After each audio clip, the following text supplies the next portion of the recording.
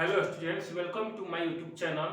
Students, आज मैं polity भारतीय संविधान के भाग 2 का जिक्र करने आया हूं। देखिए, भाग 2 में जो है अनुच्छेद 5 से 11 तक का उल्लेख मिलता है, जिसमें भारतीय संविधान में नागरिकता का प्रावधान किया गया है। भाग 2 में अब पहले समझते हैं कि नागरिकता होता क्या है। देखिए, नागरिकता को सर्वप्रथम परिभाषित किया था अरस्तू ने।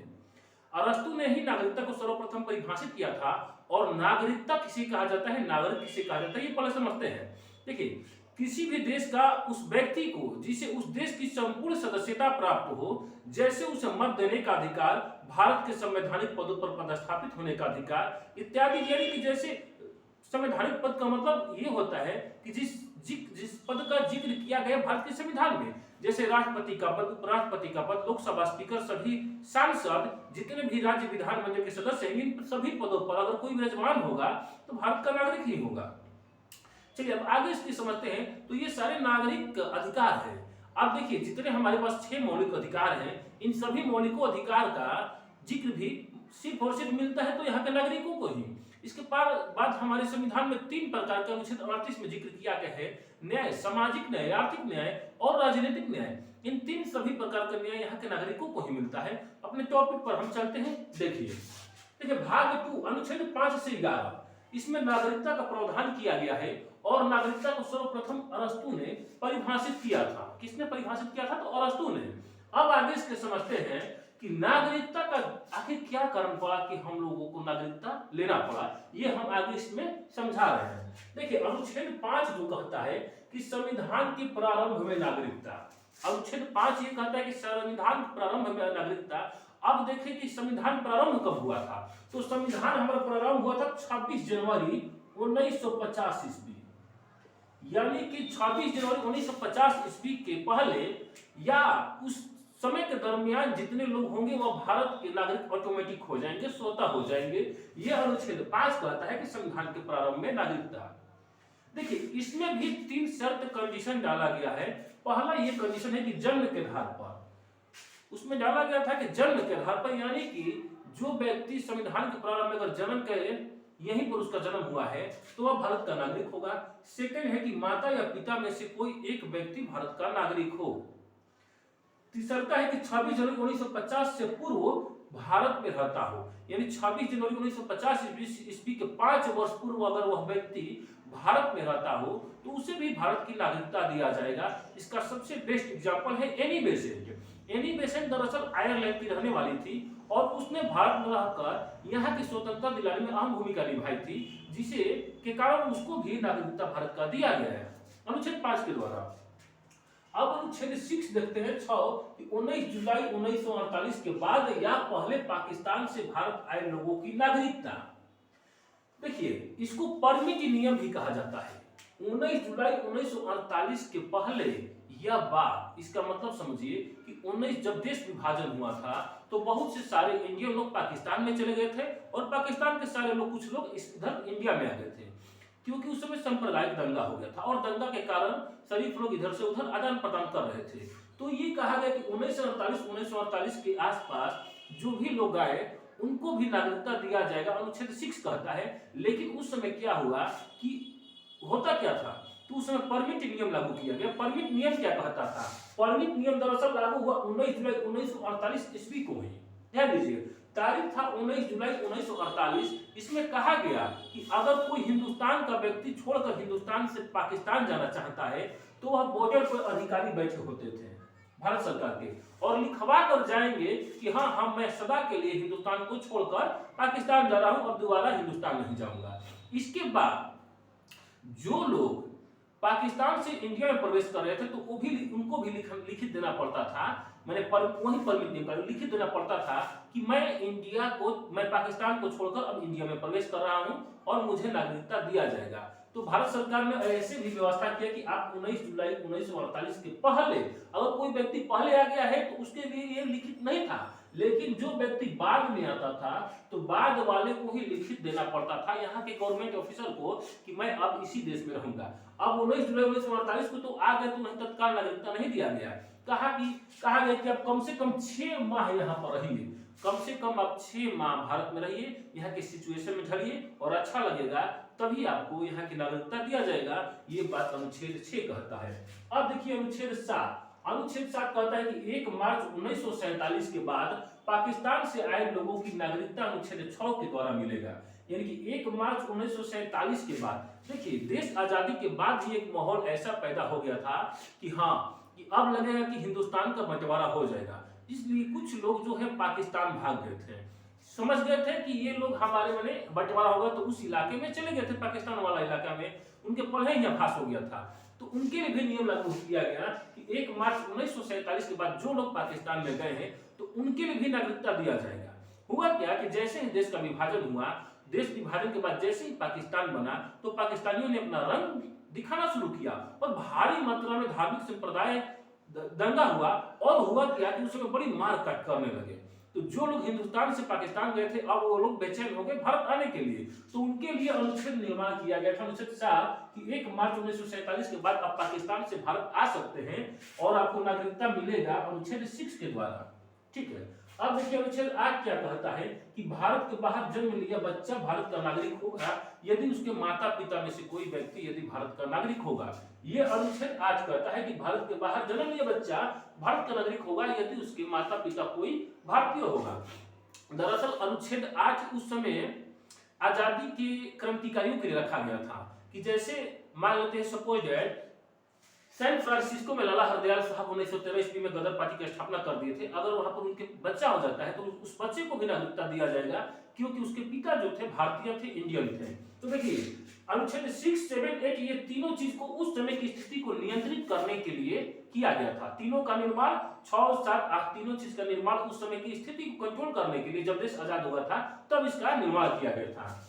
तो अब समझते हैं अब आता है अनुच्छेद 9। देखिए विदेशी नागरिकता ग्रहण करने पर भारत की नागरिकता स्वतः रद्द हो जाएगी।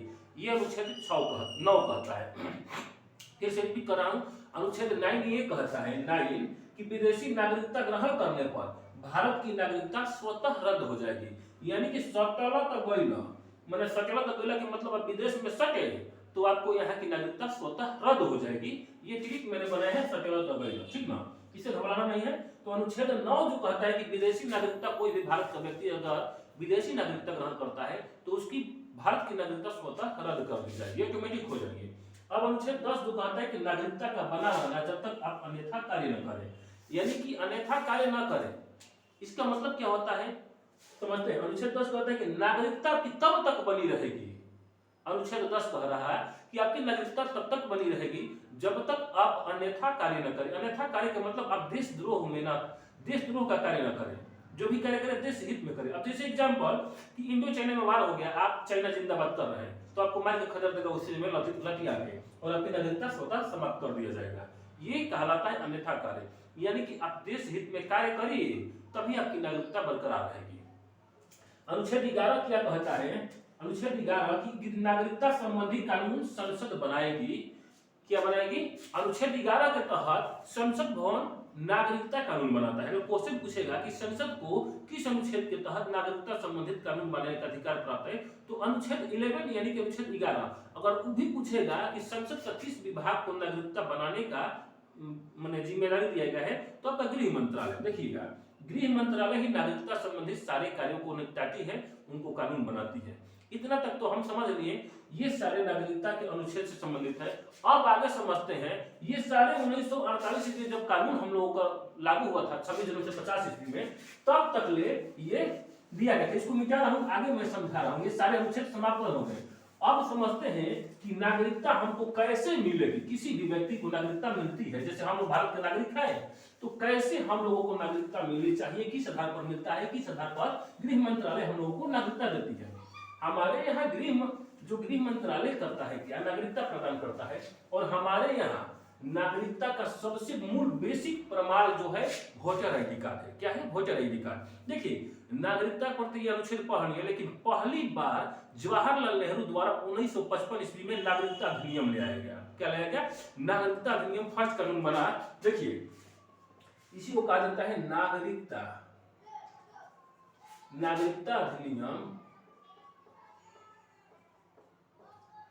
अधिनियम 1955 क्या हुआ? नागरिकता अधिनियम 1955 पहली बार कानून बनाया गया। जवाहरलाल नेहरू उस समय कांग्रेस की सरकार थी, तो पहली बार नागरिकता अधिनियम कब लाया गया? 1955 ईस्वी में पहला कानून बना। ध्यान दीजिएगा, कानून उस समय बना क्योंकि आजादी के बाद देश के लोग क्या करें कि फॉलो रूल को नहीं कर रहे थे, नियम तोड़ने लगे थे, तब दोबारा इनको क्या करना पड़ा? नागरिकता अधिनियम पहली बार लाया गया। देखिए उस समय 5 कंडीशन के तहत नागरिकता देने का जिक्र किया गया। किस कंडीशन के तहत? 5 कंडीशन। किसी भी व्यक्ति को 5 तरीके से नागरिकता मिल सकती है। अगर क्वेश्चन ये भी पूछेगा कि भारत में किसी भी लोगों को कितने प्रकार से नागरिकता मिलेगी, तो 5 प्रकार से। पहला ये तरीका देखते हैं कि जन्म के आधार पर। क्या होगा? जन्म के आधार पर। जन्म के आधार पर किसी भी व्यक्ति को नागरिकता दिया जाएगा। लेकिन आपको बता दें, इसमें जिक्र कर दिया गया था किसी भी व्यक्ति को जन्म के आधार पर नागरिकता दिया जाएगा। इसका सबसे मिसयूज क्या करने लगे? पाकिस्तानी करने लगे। समझते हैं कैसे? देखिए, अगर कोई व्यक्ति विदेशी व्यक्ति है, अगर ताजमहल भारत में घूमने आता है, तो जब बाहर भारत में ताजमहल घूमने आया, सपोज उसकी पत्नी गर्भवती है और उसका बच्चा हो जाता है, तो भारत का नागरिक हो जाएगा इसके थ्रू।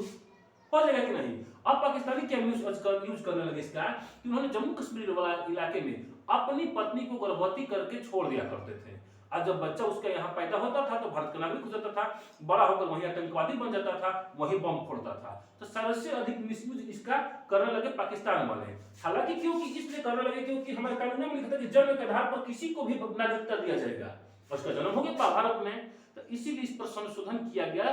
ध्यान दीजिए, नागरिकता में पहली बार संशोधन पूछेगा तो कब किया गया? तो 1986 में। कब किया गया? 1986 में। अब तक नागरिकता पर 6 बार, कितने बार? 6 बार संशोधन हो चुका है। 1986, ध्यान दीजिए, 1986, 1992, 1992, 2003, 2015 और 2019 में आप लोग एनआरसी जानवे करते हैं, ठीक ना? 2003, 2092, ठीक ना? ये 1986, 1992, 2003, 2015, 2019 अब तक ले यही 5 मैंने संशोधन अभी तक किया जा चुका है। देखिए, हम समझते हैं कि जन्म के आधार पर किसी भी व्यक्ति को नागरिकता दिया जाएगा, ये शुरुआती जिक्र किया गया था। तो अब ध्यान दीजिए, जब संविधान बना था 1955 में, ये कानून बन गया, और देखिए 31 वर्ष बाद यहाँ के लोगों की नींद टूटी। यहाँ पर कानून बनाने वाला संसद का नींद कब टूटा? 31 वर्ष बाद। कितना लोग, विदेशी लोग भी यहाँ पर पैदा होकर मैंने नागरिकता ले ली। तो पहला रूल था जो जन्म के आधार पर नागरिकता, तो 1986 में इसमें संशोधन किया गया। कब किया गया? 1986 में पहली बार संविधान के नागरिकता कानून में 1986 में संशोधन किया गया, और कहा गया कि भारत में जन्म लेने वाले सभी व्यक्ति को नागरिकता दिया जाएगा, लेकिन उसमें क्या होगा कि माता या पिता में से कोई भी एक व्यक्ति भारत का नागरिक होना चाहिए। ये शब्द डाला गया 1986 में। कब डाला गया? 1986 में।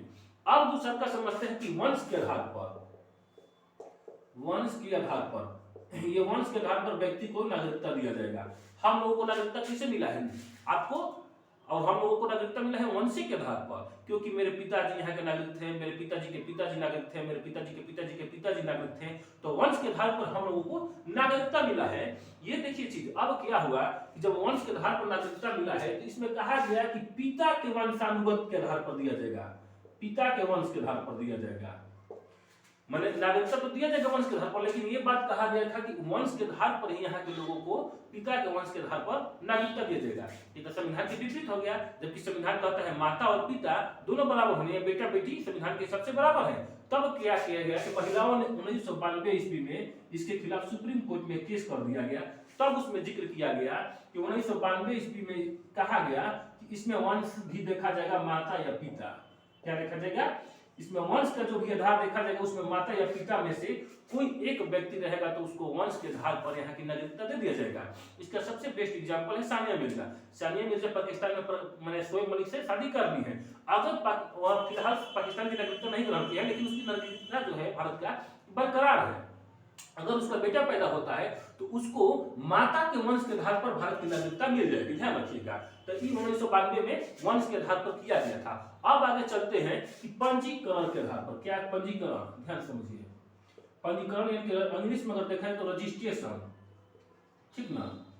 यानी किसी भी विदेशी व्यक्ति को भी रजिस्ट्रेशन यानी पंजीकरण के आधार पर भी नागरिकता दे दिया जाएगा। लेकिन शर्त यह है कि आपको यहाँ पर कम से कम भारत में 7 वर्ष रहना होगा और इसका प्रमाण प्रस्तुत करना होगा गृह मंत्रालय के समक्ष। यानी कि किसी भी व्यक्ति को रजिस्ट्रेशन के आधार पर नागरिकता ले लेगा तो शर्त डालेगा कि कम से कम अब भारत में लगातार 7 वर्ष रहिए और तब वहां पर प्रमाण प्रस्तुत करिए कि आपको माने हम 7 वर्ष भारत में रहे, यानी कि आपको कम से कम यहाँ पर वैवाहिक संबंध स्थापित करिए या ना कुछ इसको प्रमाण प्रस्तुत करना होगा, तब आपका पंजीकरण के माध्यम से सिटीजनशिप मिलेगा यानी कि नागरिकता भारत का मिल जाएगा। पहले जब 1955 में कानून बना था तो इसका समय था मात्र 6 माह। कितना समय था? 6 माह। बाद में यह समय 5 वर्ष हुआ। बाद में कितना समय हुआ? 5 वर्ष। लेकिन वर्तमान में 7 वर्ष है। कितना है? वर्तमान में अगर आप 7 वर्ष लगातार भारत में रह रहे हैं और रजिस्ट्रेशन करते हैं, रजिस्ट्रेशन का फॉर्म भरने के लिए एलिजिबल होंगे, ध्यान दीजिएगा। आप पंजीकरण के माध्यम से अगर लगातार 7 वर्ष रह रहे हैं तब आप एलिजिबल होंगे यानी कि योग्य होंगे भारत के नागरिक बनने के लिए। तब आप फॉर्म भरेंगे, फॉर्म के लिए योग्य होंगे तब। अब गृह मंत्रालय का मन है तभी आपको नागरिकता देगा, आप जबरदस्ती उसके साथ नहीं कर सकते हैं। मन होगा तो गृह मंत्रालय आपको नागरिकता देगा अथवा उसके मन के ऊपर है नहीं भी देख सकता है। अब अगला दिया है देशीकरण के आधार पर। क्या?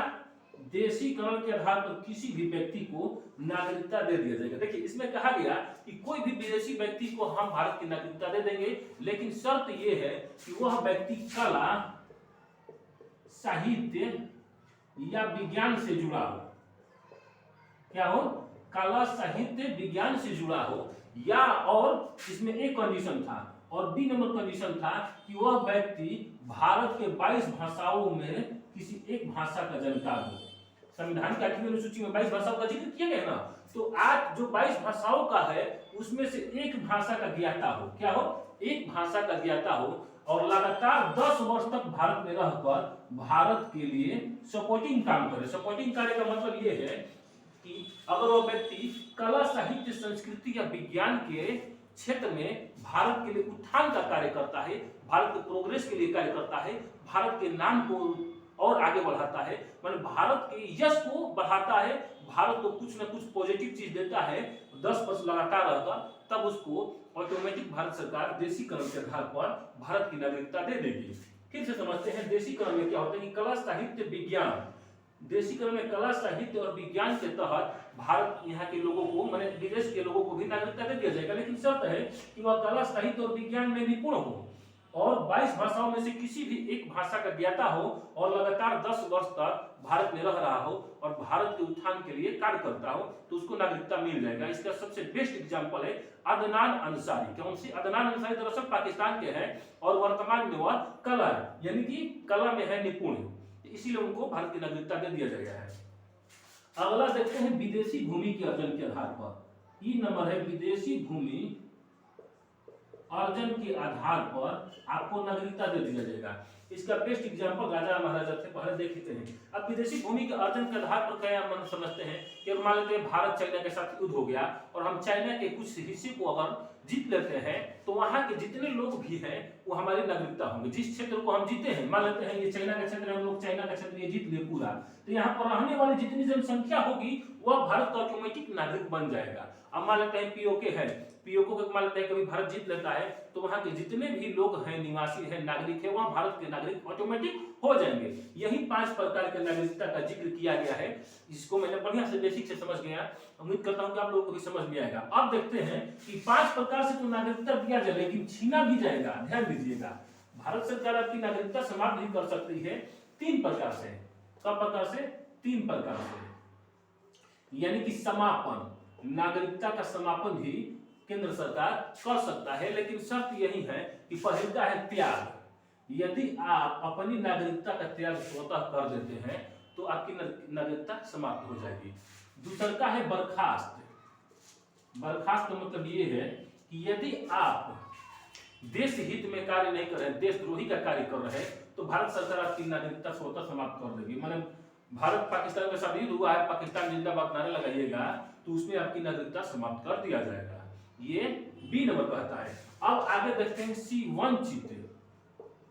वंचित का मतलब ये है कि मान लेते हैं किसी विदेशी व्यक्ति को 7 वर्ष कहा गया है कि लगातार रहिए, आपको नागरिकता दे दिया जाएगा। अगर वह गलत प्रमाण प्रस्तुत कर नागरिकता ले लिया गया है तो नागरिकता से आपको केंद्र सरकार समाप्त कर सकती है, वंचित कर सकती है। ये 3 प्रकार से छीनने का अधिकार है। अब देखिए, जो हम लोग नागरिक हैं, ये नागरिकता का जो प्रावधान है ये किस देश में लिया गया है? तो ब्रिटेन से। कहां से? ये ब्रिटेन से। और हमारे यहाँ जो नागरिकता है, कौन सा नागरिकता है? एकल नागरिकता या इकहरी नागरिकता। क्या है? इकहरी नागरिकता। भारत की जो नागरिकता है कहां से लिया गया है? तो ब्रिटेन से लिया गया है। और भारत में जो नागरिकता है किस प्रकार की नागरिकता है? तो एकल नागरिकता। अब एकल नागरिकता को समझते हैं क्या है। एकल नागरिकता का मतलब ये होता है, देखिए, जो भारत में एकल नागरिकता है, ब्रिटेन में एकल नागरिकता है। अब एकल नागरिकता का अर्थ ये होता है कि ऐसी नागरिकता जिस व्यक्ति को नागरिकता सिर्फ और सिर्फ केंद्र सरकार दे, उसको एकल नागरिकता कहा जाता है। लेकिन द्वि नागरिकता उसको कहा जाता है कि जहां केंद्र सरकार भी माने उसको नागरिकता दे और राज्य सरकार भी नागरिकता दे, उसको द्वि नागरिकता कहा जाता है। इसका सबसे बेस्ट एग्जांपल है अमेरिका। अमेरिका में जो बाइडेन का मंत्रालय भी देगा उसको नागरिकता, किसी व्यक्ति को, और उस राज्य का गवर्नमेंट भी नागरिकता देगा, तो ये द्वि नागरिकता कहलाता है। लेकिन हमारे यहाँ क्या है? हमारे यहाँ एकल नागरिकता है और यहाँ पर सिर्फ और सिर्फ जो नागरिकता दिया जाता है केंद्र सरकार यानी कि गृह मंत्रालय के द्वारा। तो उम्मीद करता हूँ ये सारे टॉपिक आप लोग बेस्ट समझ लिए हैं और हमारे चैनल को सब्सक्राइब कर दीजिएगा। बेस्ट लगे तो लाइक कर दीजिएगा, ज्यादा से ज्यादा शेयर करिएगा। धन्यवाद।